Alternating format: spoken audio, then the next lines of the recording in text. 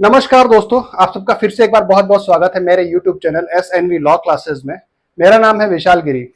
दोस्तों, क्या आपको पता है कि हमारे संविधान में कुछ अपराध ऐसे भी होते हैं जिनके अंतर्गत पुलिस आपको तुरंत गिरफ्तार कर सकती है, मगर हमारे संविधान में कुछ अपराध ऐसे भी होते हैं जिनके अंतर्गत आपको पुलिस तुरंत गिरफ्तार नहीं कर सकती। जी हाँ दोस्तों, मैं बात कर रहा हूँ कॉग्निजेबल ऑफेंस और नॉन कॉग्निजेबल ऑफेंस यानी कि संज्ञेय और असंज्ञेय अपराध के बारे में। तो आपको जरा सी भी अगर कानून में रुचि है तो इस वीडियो को अंत तक जरूर देखिएगा।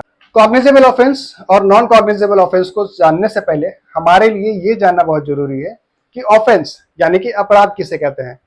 और अपराध की परिभाषा हमारे संविधान में कुछ इस तरीके से दी गई है। अपराध उन कार्यों या उन कृत्यों को कहा जाता है जो हमारे संविधान में निषिद्ध है। अगर इसको हम आसान भाषा में समझें तो हम ऐसा कह सकते हैं कि अगर कोई व्यक्ति संविधान द्वारा बनाए गए कानूनों का उल्लंघन करता है तो इसे हम अपराध कहते हैं। और ये अपराध दो तरीके के होते हैं। पहला है कॉग्निजेबल ऑफेंस यानी कि संज्ञेय अपराध और दूसरा है नॉन कॉग्निजेबल ऑफेंस यानी कि असंज्ञेय अपराध। चलिए बात करते हैं पहले अपराध यानी कि संज्ञेय अपराध कॉग्निजेबल ऑफेंस के बारे में और इसको आसान भाषा में समझने की कोशिश करते हैं। संज्ञेय अपराध वो अपराध होते हैं जिनके अंतर्गत पुलिस को अभियुक्त को यानी कि अपराधी को गिरफ्तार करने के लिए किसी वारंट की आवश्यकता नहीं होती है। इसको BNS की धारा 21F और CRPC की धारा 2C में दिया गया है। ऐसे अपराध बहुत ही गंभीर अपराध होते हैं और ये समाज में अशांति और असुरक्षा का भाव पैदा करते हैं। इनके लिए भारी दंड का प्रावधान भी किया गया है।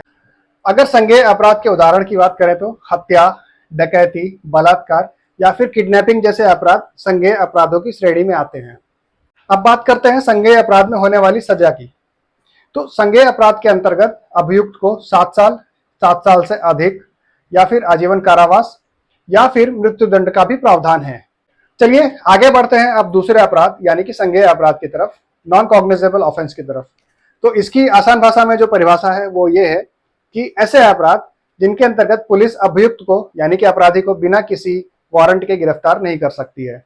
इसको BNS की धारा 21O और CRPC की धारा 2L में समझाया गया है। असंज्ञेय अपराधों के अंतर्गत आने वाले अपराधों में मानहानि, जालसाजी या धोखाधड़ी जैसे अपराध हो सकते हैं। चूंकि असंज्ञेय अपराध गंभीर अपराधों की श्रेणी में नहीं आता है, इसलिए इसमें सजा का भी प्रावधान बहुत ही कम किया गया है। इसमें अभियुक्त को 3 साल तक की सजा, 3 साल तक की कैद की सजा या फिर जुर्माना या फिर कैद और जुर्माना दोनों हो सकते हैं। तो दोस्तों, ये थी हमारी आज की वीडियो कॉग्निजेबल ऑफेंस और नॉन कॉग्निजेबल ऑफेंस के ऊपर। अगर आप लोगों को मेरे द्वारा दी गई जानकारी अच्छी लगी हो तो प्लीज लाइक करना मत भूलिएगा और अगर जानकारी महत्वपूर्ण लगी हो तो अपने दोस्तों तक भी ज्यादा से ज्यादा शेयर कीजिएगा।